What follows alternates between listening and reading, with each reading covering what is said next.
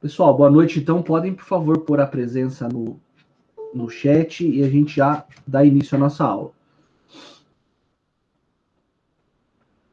Bom, então, dando sequência no nosso último encontro, hoje nós vamos tratar, então, de homologação de sentença estrangeira e alguns pontos rápidos, né, sobre casamento consular, situações que nós eventualmente até já vimos, mas não custa repetir no intuito de sistematizar a aula, tá? Bom, falando de homologação de sentença estrangeira, em regra, então a regra geral é que o Estado exerça a jurisdição sobre aquelas pessoas que se encontram no seu território, né? Inclusive com algumas exceções de pessoas que não são atingidas pela jurisdição brasileira, como, por exemplo, o caso do diplomata, né? Mas, excepcionalmente, é possível que essa jurisdição seja exercida para fora do território de um Estado. Nesse caso, nós estaremos diante justamente do tema da homologação de sentença estrangeira, né? É possível, então, que uma decisão que foi proferida num Estado venha a surtir efeitos dentro do território de outro, sem que isso gere afronta à soberania, né, ou desrespeito a eventuais tratados internacionais. Longe disso. A homologação de sentença estrangeira é um mecanismo praticado em praticamente todos os estados do mundo, no sentido de permitir, então, que um título judicial proferido num estado estrangeiro venha a ser executado dentro do território de outro estado. Claro que para isso existem requisitos legais, né, e também constitucionais que permitam essa operação. Logo, a homologação não é ato arbitrário, pelo contrário, né, é um ato que tem lastro no ordenamento jurídico, como eu disse, constitucional e infraconstitucional. Bom, na sequência, nós temos que nos perguntar o seguinte: o Estado é obrigado a homologar uma decisão estrangeira? É óbvio que a resposta é não. Esse ato homologatório, ele não é vinculado, não é obrigatório, mas antes ele é um ato discricionário, discricionário barra vinculado, né? Porque o Estado homologa uma decisão estrangeira desde que aqueles requisitos que ele impôs para tal operação sejam devidamente cumpridos. Nós já vimos alguns requisitos e veremos agora, hoje, como que o Código de Processo Civil trata do tema, né? Maravilha. Então, o ato de... Lembrei do senhor esse final de semana, hein? Desculpa? Lembrei do senhor esse final de semana. Por quê? Por causa da mulher que judiava da funcionária. Lá não sei se ela acho que ela é diplomata, né? Isso. Não lembro o país agora, me escapou. É coisa feia, né? E daí teve um pedido do país dela lá, não lembro se era Indonésia, Filipinas, para que o governo brasileiro mandasse a Rede Globo tirar do ar as imagens referentes às agressões. Aí eu acho que é um pouco demais, né? Aí passou do ponto, eu penso, né? Exato. E o problema é que o país, né, ele já manda mão de obra com o intuito de, entre aspas, escravo, né, que eles já estão acostumados a ser submetidos a essas situações. Eu achei ridículo os comentários, né? Mas...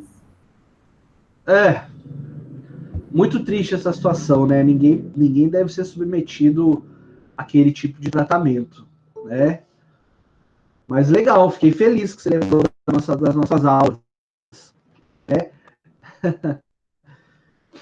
Pessoal, a homologação, então, a eficácia da sentença, quer dizer, a possibilidade de uma sentença estrangeira surtir efeitos no direito brasileiro, ela está, então, subordinada, né, condicionada à existência desse consentimento, que nós chamamos aqui, tecnicamente, de homologação de sentença estrangeira, né? Pessoal, antes de continuar, duas coisas. Primeiro, quem está chegando agora, por favor, lembra de pôr o nome para marcar presença.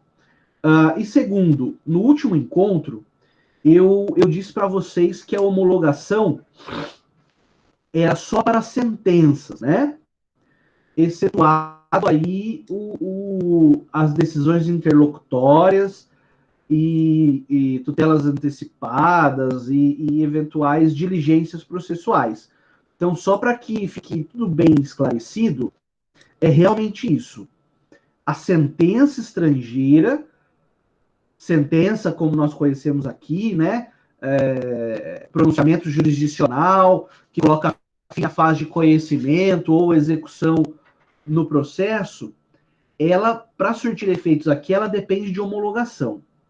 Agora, decisões interlocutórias e diligências processuais, enfim, aí é o sistema da carta rogatória, que veremos no próximo encontro, tá bom? Então, seguindo, quando se homologa uma decisão, uma sentença estrangeira, essa sentença homologada, ela passa a ter as mesmas características, o mesmo tratamento que uma sentença que tivesse sido proferida pelo Poder Judiciário daquele Estado homologante. Né? Então, por exemplo, quando o Brasil homologa uma sentença estrangeira, essa sentença, no momento da sua execução aqui dentro do território brasileiro, ela recebe o mesmo tratamento dispensado pelo Código de Processo Civil para a execução de qualquer sentença proferida por qualquer juiz brasileiro, tá bom? Maravilha. Qual é a razão de ser, né, qual que é a razão de ser desse instituto? Bom, a homologação de sentença estrangeira tem por finalidade facilitar, não é, as relações internacionais, no que diz respeito, por exemplo, ao fluxo de pessoas, fluxo de bens, de serviços e etc. Né? Como eu disse, é um instituto comum no direito internacional, não há nenhuma novidade assim em termos de ineditismo, né? O direito brasileiro não é pioneiro nessa situação e é acompanhado aí por uma série de outros estados, né? Bom, o fundamento da sentença, da homologação da sentença estrangeira é no que diz respeito à existência de tratados internacionais, né? E também com base na própria legislação interna de cada estado, tá? E você vai ver lá no artigo 26, parágrafo 1º do Código de Processo Civil, no artigo 40 também, que na ausência de um tratado internacional específico sobre o tema, seja bilateral ou multilateral, nada impede que seja formalizada uma promessa de reciprocidade, não é? Que isso, em certa medida, supre a ausência de tratado internacional. Sobre promessa de reciprocidade, nós conversamos quando estudamos extradição, né? Onde um Estado promitente ele se compromete a no futuro, caso seja necessário, também realizar a mesma conduta com relação ao Estado promissário. Então, seria o caso de na ausência de tratado, o Estado A requerer, solicitar ao Estado B que passe a admitir, né, homologação de sentenças proferidas por seus juízes, e no futuro se compromete a também fazer essa homologação. Bom, dito isso, a título de introdução, nós podemos então agora conversar sobre a homologação no direito brasileiro. Tá? Bom, no direito brasileiro, é o Poder Judiciário que é o responsável pela homologação de sentença estrangeira. Por que essa ressalva? Né? Porque nada impede que, eventualmente, em outro Estado soberano, seja, por exemplo, o Poder Executivo, não é? Já que é uma atividade quase ela toda, embora seja realizada por um órgão judiciário, ela tem sim um caráter administrativo, né? Mas fato é que no Brasil é o Poder Judiciário, representado pelo STJ, tá bom? Então, o STJ é que vai proceder a essa apreciação do pedido de homologação de sentença estrangeira. O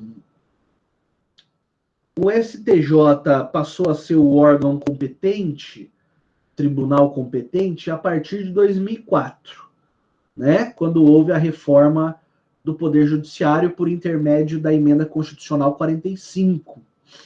Até então, cabia ao STF essa atividade homologatória. É algo daí de se perguntar assim, o que o STF não fez até hoje, né, no direito brasileiro, tá? Mas fato, então, é que cabe ao STJ essa análise, tá?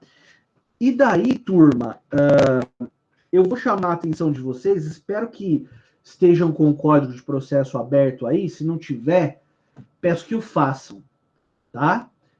Primeiro, para a leitura do artigo 515 do Código de Processo Civil, que trata dos títulos executivos judiciais. E lá, o artigo 515 elenca, né, em 9 incisos, títulos executivos judiciais. E no inciso 8, trata da sentença estrangeira homologada pelo Superior Tribunal de Justiça. Portanto, é um título executivo judicial desde que homologado pelo STJ, né? Antes disso, é título judicial lá no país onde foi prolatada a decisão. Para que essa sentença, seja efetivamente considerada título executivo no Brasil, depende da homologação do STJ. Além disso, turma, nós temos, claro, né, dispositivos constitucionais que tratam do tema. Primeiro, na Constituição, nós temos o artigo 102, está tudo no material aí, menos esses do CPC, então eu peço que você vá acrescentando. O artigo 105, 1I da Constituição. Bom, nós sabemos que no artigo 102 eu tenho a competência do STF. Claro, não se aplica aqui para a homologação. No artigo 105, eu tenho a competência do STJ. E aí o tema nos interessa. No inciso 1, a linha I vai tratar justamente dessa competência homologatória de sentenças estrangeiras. E no artigo 109, todos da Constituição, eu tenho a competência da Justiça Federal. E no inciso 10 do artigo 109, a competência da Justiça Federal para executar sentenças estrangeiras homologadas pelo STJ. Portanto, na prova, se disser que a competência é comum estadual, você vai marcar que está errado, porque é a competência comum federal. Tá bem? Competência federal do STJ. E aí, se nós formos lá no artigo 960 do Código de Processo Civil, artigo 960 e seguintes, nós encontraremos a instrumentalização da homologação de sentença estrangeira e da carta rogatória. Como eu havia dito, a carta rogatória vai ficar para a próxima aula, tá? Beleza. O que eu quero chamar a atenção aqui? Por enquanto, para o artigo 965 do Código de Processo Civil. Ele estabelece o seguinte: o cumprimento de decisão estrangeira far-se-á perante o juízo federal competente, a requerimento da parte, claro, conforme as normas estabelecidas para o cumprimento de decisão nacional. Esse dispositivo ele vem para reforçar o argumento de que cabe à Justiça Federal, né, a execução dessa sentença, o cumprimento da sentença, que depende de requerimento da parte, nós já falaremos mais disso, mas a parte final, olha, conforme as normas estabelecidas para o cumprimento da decisão nacional. Então é aquilo que dissemos no início da aula. Quando a sentença estrangeira é homologada, ela passa a receber o mesmo tratamento dado pelo Código de Processo Civil para qualquer título judicial formado por juiz brasileiro. Bom? Maravilha. Tudo ok até aqui, turma? Tá tudo de ordem? Sim. Quem chegou um pouquinho depois, sejam bem-vindos. Tudo bem, né? Podemos continuar? Sim, também. Maravilha. Então, vamos lá. Agora falemos do processo de homologação. Tá? Bom, claro que como depende da atividade, né, a parte, lembra que o Poder Judiciário, né, a jurisdição, melhor dizendo, a jurisdição tem como nota distintiva o princípio da inércia, né? Então, depende da provocação do interessado. Bom, o interessado na homologação e execução dessa sentença estrangeira, ele vai até o STJ, não é? E apresenta uma verdadeira petição inicial, né? Uma petição de homologação de sentença estrangeira. Bom, como toda petição inicial, nós sabemos que é basicamente fato, fundamento e pedido, né?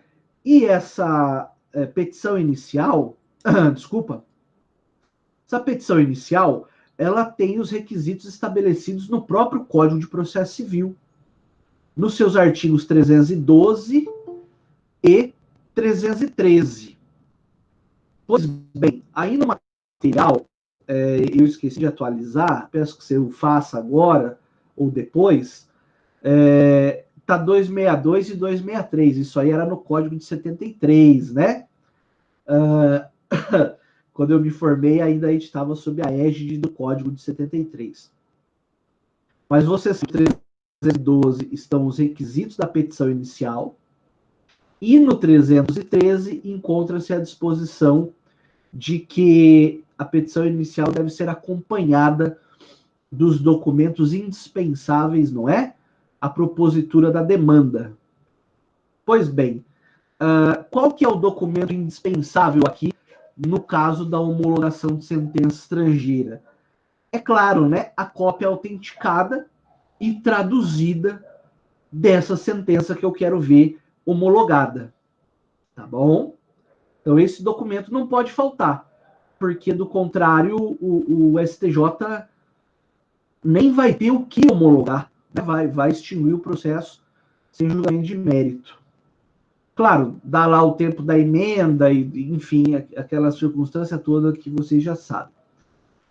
Também se admite tutela de urgência, né? Então eu posso pedir a homologação de sentença estrangeira, por exemplo, com pedido cautelar de arresto de bens, né? para garantir a execução futura, que virá depois da homologação. Lembrando que as tutelas de urgência estão no Código de Processo Civil, a partir do artigo... As tutelas provisórias, né? A partir do artigo 294, tá? Você vai marcando aí. Bom, recebida a inicial, está formalmente em ordem, está instruída com cópia autenticada e traduzida da sentença. Lembra que tem que ser uma tradução por tradutor juramentado. Então, o STJ recebe, e como é preciso observar o contraditório, ampla defesa e devido processo legal, o STJ, então, manda citar a parte contra a qual a sentença está sendo homologada e depois será executada, para, no prazo aí de 15 dias, apresentar sua defesa. Está no material contestação aí, mas você sabe que contestação é só uma das formas de defesa. Tá bom? Agora, um dado importante, vai estar perguntado em prova, pode ter certeza, é que, ao defender-se, por exemplo, ao contestar, o requerido, o ex-adverso, né, a parte contrária, ela não pode alegar mérito, não pode discutir o mérito da decisão. Porque na semana passada nós conversamos no seguinte sentido, né? O STJ não discute, não se preocupa com o mérito da decisão que está sendo homologada. O STJ se preocupa tão somente com a análise do preenchimento dos requisitos legais para homologação. Se assim é, se o STJ não faz essa análise, por uma questão de lógica, não pode a parte contrária, ao contestar, trazer à baila assuntos referentes ao mérito da decisão, à justiça da decisão proferida no estrangeiro. O que a parte pode alegar em contestação é tão somente questionar a autenticidade daqueles documentos que instruem a inicial. Portanto, é uma defesa voltada mais para a questão formal dos documentos e não para a questão material, tá bem? Sob pena de haver um conflito de soberanias aí, né? Então, agora um tribunal japonês disse tal coisa no processo, aí vem para cá o tribunal brasileiro e fala, não, julgou errado, eu vou dar outra decisão de mérito nesse processo. Quer dizer, isso inviabilizaria, não é, o próprio instituto da homologação. Pois bem, apresentada então a inicial, a defesa, vão os autos para o Ministério Público para, no prazo de 10 dias, dar parecer. Aqui o Ministério Público, na figura da Procuradoria-Geral da República, está atuando como custos, não é custos legis mais, né? Agora é custos iuris, isso. Está atuando aí como fiscal da boa aplicação do ordenamento jurídico. Tá bom? Beleza. Claro, né, que se o requerido não for, apesar de citado, não se manifestar, aí vai ser nomeado um curador especial, geralmente da Defensoria Pública, né, ou da Advocacia Dativa, que o processo também não pode correr de forma sem a presença do requerido ou alguém que o represente. Bom, aí o presidente do STJ, depois dessa atuação dialética, né, onde eu tive petição inicial, contestação e parecer ministerial, o presidente do STJ proferirá a decisão no sentido de homologar ou negar a homologação àquela sentença estrangeira. Negar ou não procedência ao pedido de homologação. Certo? Bom, da decisão proferida pelo presidente do Superior Tribunal de Justiça, cabe recurso. Tem que caber recurso, concordam?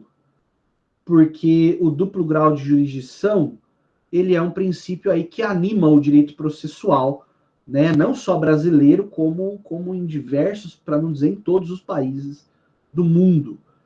Tanto que o duplo grau de jurisdição, embora ele seja um princípio implícito na Constituição Federal, ele é consequência do devido processo legal. Na Declaração Interamericana de Direitos Humanos, o duplo grau de jurisdição é um princípio expresso, né? E o Brasil é signatário desse tratado também, é norma supralegal, enfim.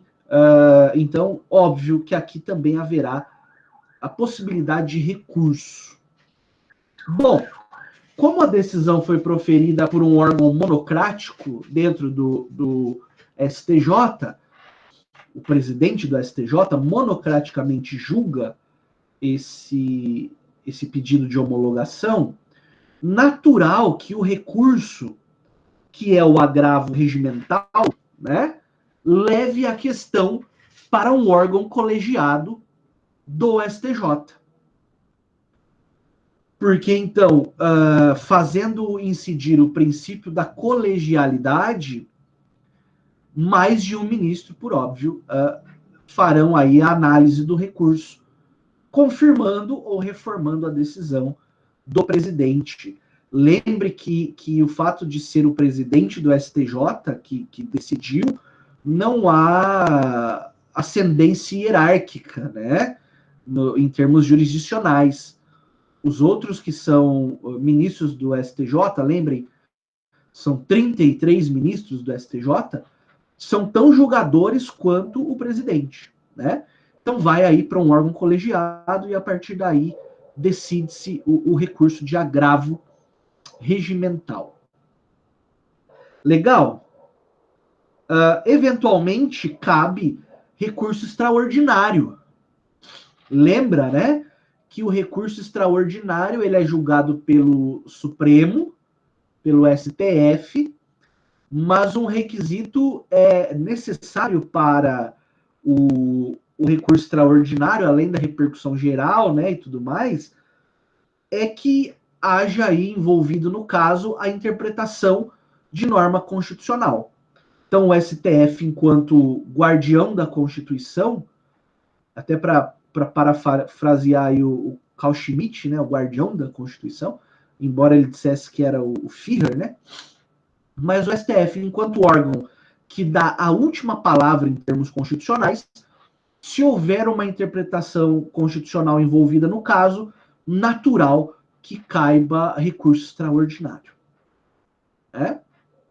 Então, a princípio, aquilo que parece um pedidinho, né? Ele, na verdade, tem contornos de ação judicial, efetivamente. Tá? Com todos essas características. Pois bem, esse é o procedimento de homologação de sentença estrangeira, dito de forma breve, naquilo que nos toca de mais importante, porque eu não vou ficar aqui conversando com o pessoal de 10º termo, né, com decanos da faculdade, sobre incidentes processuais, enfim, todas aquelas circunstâncias que podem acontecer durante o trâmite de um processo. Eu só chamar a atenção de vocês para o artigo 963 do Código de Processo Civil, 963 do CPC, que também trata dos requisitos indispensáveis para a homologação de sentença estrangeira. Tá? Nós vimos na quarta passada, ia falar no dia 15, ó, na quarta passada, que o artigo 15 da lei de introdução também tem requisitos. Mas aqui o Código de Processo acrescenta mais alguns, dos quais faremos a leitura. Então, artigo 963. constituem requisitos indispensáveis à homologação da decisão. Veja que esse 963 ele vai funcionar tanto para a homologação da sentença, quanto para a da decisão interlocutória no sistema da carta rogatória, que conversaremos no próximo encontro. Então, o primeiro requisito, ser proferida por autoridade competente, já vimos no último encontro. Ser precedida de citação regular, ainda que verificada a revelia, também explicamos. Ser eficaz no país em que foi proferida. Isso não tá na lei de introdução. E é óbvio, né? A sentença, no país em que ela foi proferida, ela tem que estar apta a produzir todos os seus efeitos. Né? Toda sentença é apta a produzir os seus efeitos? Não, nem sempre. Porque se eventualmente lá no país de origem foi interposto um recurso com efeito suspensivo, essa decisão não está apta, né, a produzir efeitos, portanto não é eficaz. Tá joia? Não ofender a coisa julgada brasileira. Também, né? A coisa julgada, aquela qualidade de imutabilidade dos efeitos da sentença, não é? Então, veja, a gente costuma falar resumidamente assim, a coisa julgada é um efeito da sentença. Não. A coisa julgada é uma característica de imutabilidade dos efeitos da sentença. São coisas diferentes, né? Mas que se relacionam. E por que isso, né, turma? Porque é interessante que o Código de Processo Civil vigente, o Código de 2015, ele traz como uma regra básica, lá no artigo 24 do Código de Processo Civil, que não existe litispendência. Quer ver? Eu vou fazer a leitura dele. Ó, artigo 24. A ação proposta perante... Isso aqui tudo, pessoal, espero que vocês estejam anotando e leiam para o dia da prova, hein? Por favor. A ação proposta perante tribunal estrangeiro não induz litispendência. Olha que interessante. E não obsta que a autoridade judiciária brasileira conheça da mesma causa e das que lhe são conexas. Vírgula. Ressalvadas as disposições em contrário de tratados internacionais e acordos bilaterais em vigor no Brasil. Esquece a exceção por enquanto. A regra, então, é que uma mesma ação... O que significa dizer a mesma ação? Com os mesmos elementos, não é? Partes, causa de pedir e pedido, idênticas, sejam ajuizadas perante um tribunal brasileiro e perante um tribunal estrangeiro. E não haverá litispendência entre elas. Então, a princípio, a gente pode dizer que não há litispendência internacional. As duas ações podem correr juntas, concomitantemente. No entanto, voltando no 963, inciso 4, se houver coisa julgada brasileira, por exemplo, vamos ver se melhora. O sujeito A entra com a mesma ação X aqui no Brasil e perante um tribunal estrangeiro. No Brasil, a decisão transitada em julgado é de improcedência. E lá no estrangeiro é de procedência. Quer dizer, ele perdeu aqui perante um juiz brasileiro e ganhou perante um juiz estrangeiro. Claro que essa causa tem que ter aquela conexão internacional que já aprendemos. Daí o sujeito fala, bom, tranquilo, eu perdi no direito, no Poder Judiciário brasileiro, mas dane-se. Agora eu pego essa sentença de procedência estrangeira, homologo lá no Brasil e obtive o resultado que eu queria. Não, senhor. Se já houve coisa julgada aqui com relação a esse caso, não será possível a homologação dessa sentença estrangeira. Né? Entenderam essa ideia? Pois bem, não é à toa que daí esse inciso 4 do 963, ele conversa com o artigo 15 da lei de introdução, porque lá no artigo 15 exige o quê? Trânsito em julgado no país estrangeiro onde a sentença foi proferida, né? Então, requisito a mais. Estar acompanhada de tradução oficial, claro, né? E não conter manifesta ofensa à ordem pública. São requisitos muito parecidos, não é? Exceto aí essa questão da coisa julgada, que achei importante que nós conversássemos um pouquinho a respeito.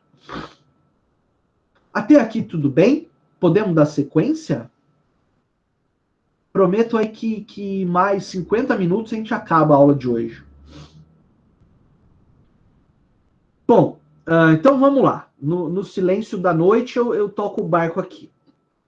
O próximo tema foi objeto de questionamento na última aula, salvo engano pelo Alessandro. É o tema que trata da homologação de sentenças penais para efeitos civis.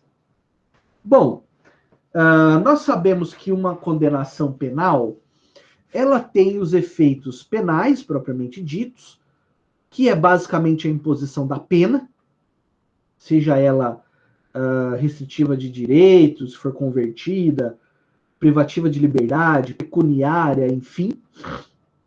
E ela tem os efeitos secundários, né?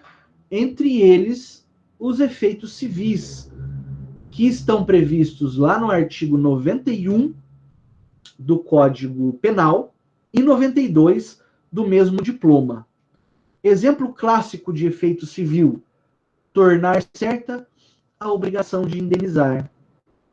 Então foi proferida uma sentença estrangeira impondo pena privativa de liberdade para um sujeito cujo crime foi praticado por uma vítima que está aqui no Brasil, domiciliada no Brasil. Nada impede que essa vítima peça a homologação dessa sentença para que então possa executar a indenização que é efeito secundário da condenação criminal. Por que eu não falo aqui em homologação para efeitos penais? Porque, veja, eu estou no âmbito do direito internacional privado. Basicamente, direito civil. Né? Não pode essa vítima pedir a homologação de sentença para que o STJ aplique pena para essa pessoa, para esse condenado. Mas sim, é possível que o STJ, a partir da homologação e depois o trâmite de execução perante a Justiça Federal, que seja feita a execução da parte cível da condenação criminal, qual seja o dever de indenizar. Tá certo? Então, é essa possibilidade de homologação para efeitos civis. Na sequência, e o que acontece... Ô, professor? Oi. Então, o quantum vai ser a justiça brasileira que vai aferir? Vai, porque, veja, quando foi condenado lá fora, o que se assentou? A obrigação de indenizar. Agora, o quanto será indenizado será discutido no processo de execução dessa sentença que foi homologada.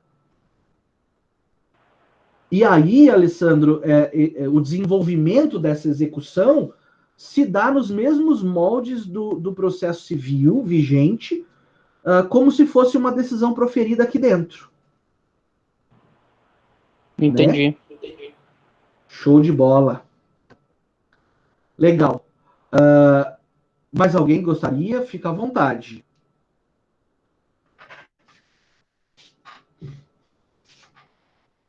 Tá, então vamos adiante.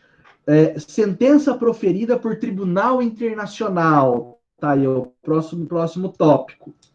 Pessoal, o Tribunal Internacional, veja, Tribunal Internacional é uma coisa, juiz estrangeiro é outra, hein? Tribunal estrangeiro é outra também. Aqui eu estou falando daquelas cortes que nós estudamos em direito internacional público. Aquelas cortes internacionais com jurisdição supranacional, tá bem? Por exemplo, a Corte Interamericana, a Corte Internacional de Justiça, e assim sucessivamente. Que impõem condenação não a pessoas, né? A princípio, mas sim a estados. Veja, imagina o caso. Vou trazer o exemplo, acho que ajuda. O caso da senhora Maria da Penha Fernandes, que ficou famosa por um fato horroroso, ou fatos horrorosos que aconteceram na sua vida. Não é à toa que ela é o nome da Lei 11.340, Lei Maria da Penha. Tá. Vocês conhecem o caso, né? A senhora Maria da Penha foi vítima de sucessivas tentativas de homicídio praticados pelo seu esposo. O brasileiro não respondeu de forma adequada a essa violação dos direitos dela e ela se socorreu da Corte Interamericana de Direitos Humanos, da qual o Brasil é parte. O caso foi levado até a corte julgou e condenou o Brasil, né, entre outras coisas, a pagar uma indenização para a senhora Maria da Penha, por toda a negligência do Estado brasileiro. Bom, beleza. Então esse é o caso. Qual que é o raciocínio que a doutrina desenvolve? O Tribunal Internacional, no caso a Corte Interamericana, ela é criada pela vontade dos estados, entre eles o Brasil. Quando os estados resolveram criar ou fazer parte da Corte, eles, em certa medida, abriram mão de uma parcela da sua soberania e aceitaram a jurisdição dessa corte.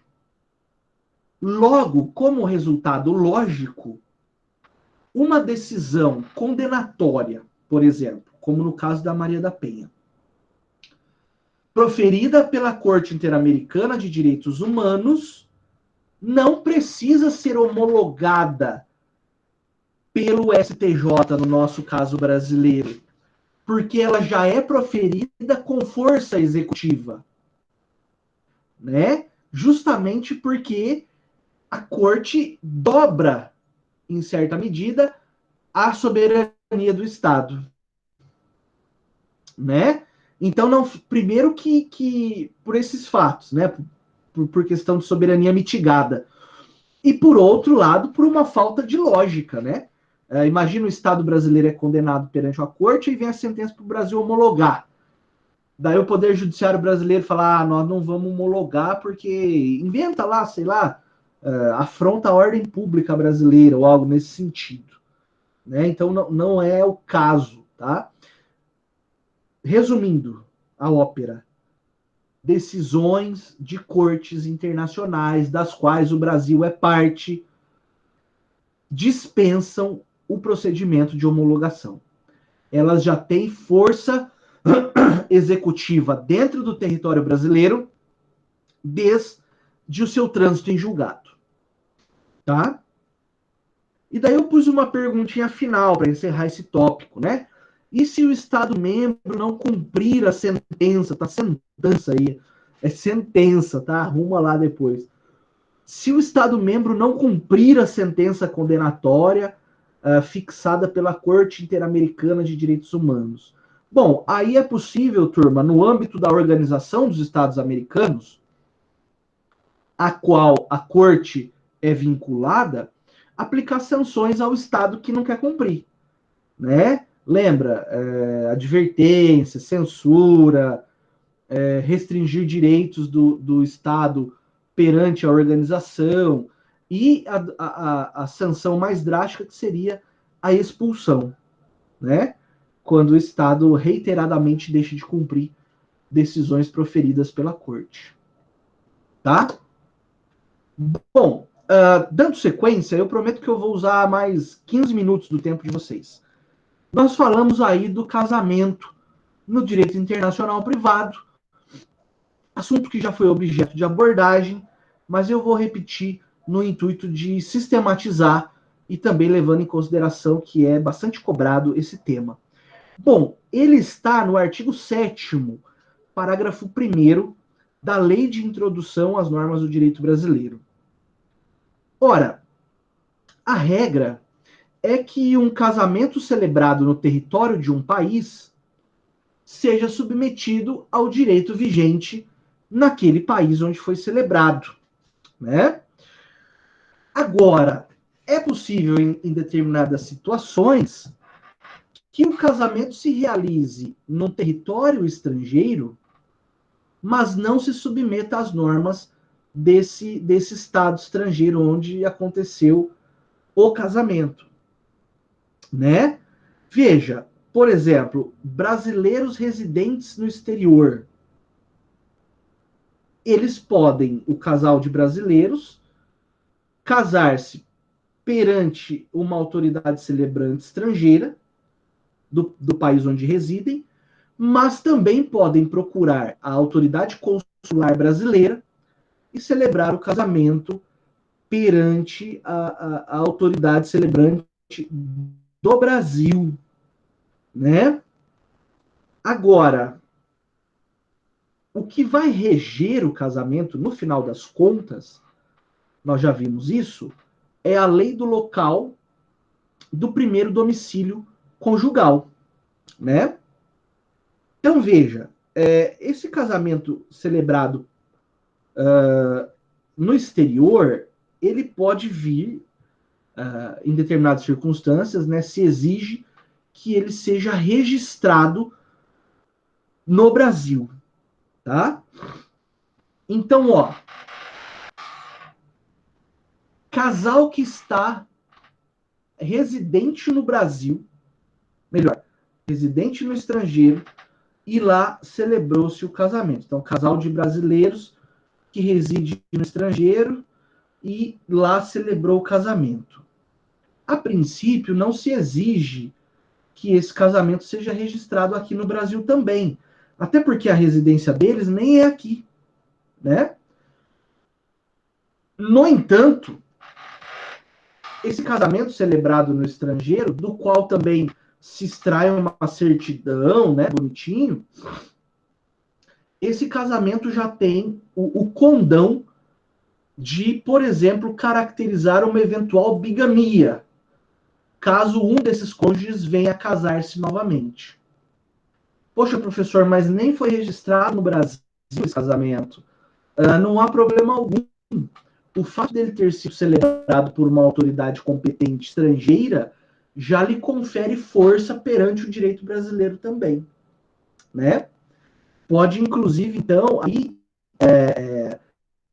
incidir o crime previsto no artigo 235 do Código Penal, crime de bigamia.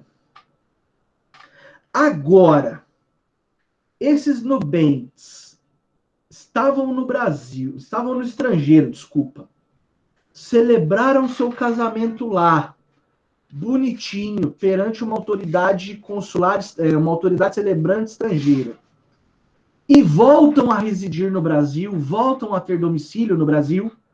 Nesse caso, exige-se que no prazo de 180 dias eles procurem um cartório de registro e façam o registro desse casamento que já aconteceu no estrangeiro. Vocês estudaram isso com a professora Carla, artigo 1544 do Código Civil. Para que esse registro, professor? Ora, nós sabemos que a função principal do registro é dar publicidade ao ato, né? Então, dá publicidade e também reforça a prova de que eu ia falar acasalamento, desculpa, de que o casamento aconteceu no estrangeiro, né? Até para eventual depois ação de divórcio, né? Já temos registrado que houve o casamento. Então, não há problema algum, né, nesse aspecto. Lembrem, né, que o registro no cartório competente, ele não constitui o casamento. O matrimônio, ele se constitui, ele se aperfeiçoa com a manifestação de vontade dos nubentes, quando diz o famoso sim perante a autoridade celebrante, né? Tá certo?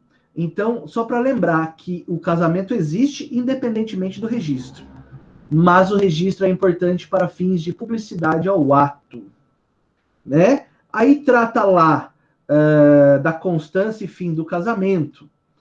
Bom, a regra, a regra é que o casamento ele seja regido pela lei de domicílio do casal.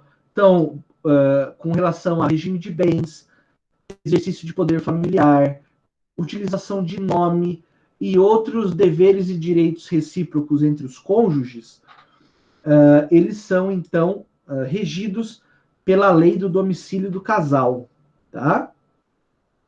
Aí tem a questão do divórcio, né?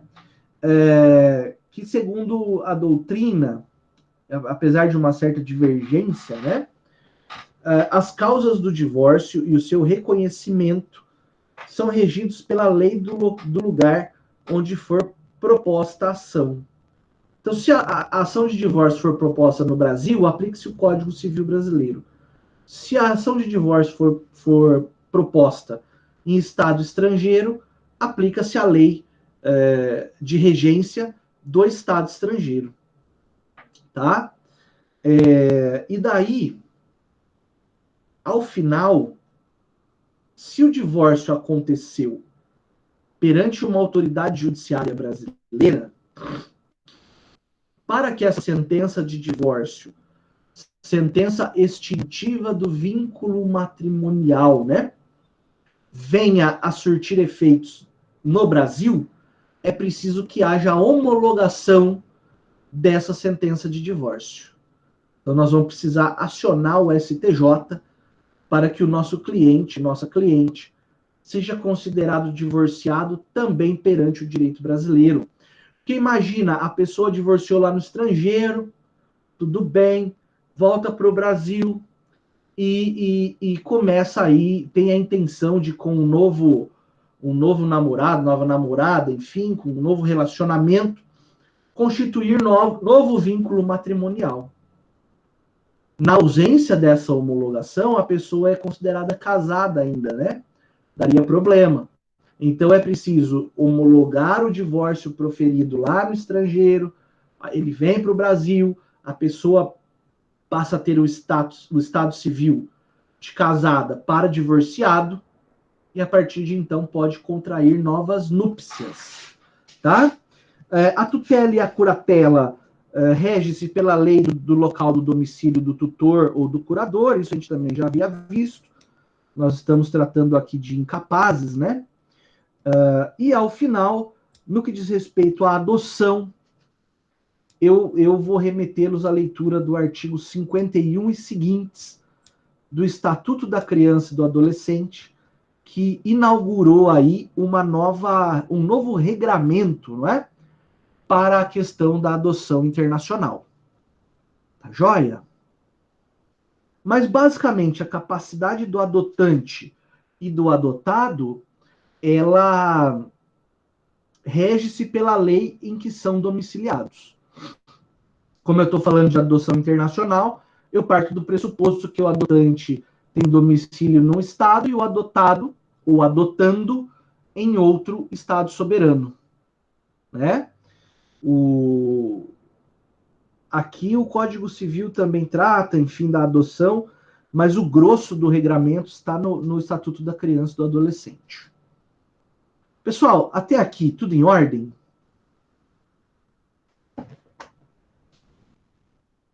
Tudo certo, professor? Eu acredito que sim. Tá. Então, antes de nós encerrarmos o nosso encontro, na sexta-feira, a partir das 21h15, estará aberta uma nova rodada de atividades, né?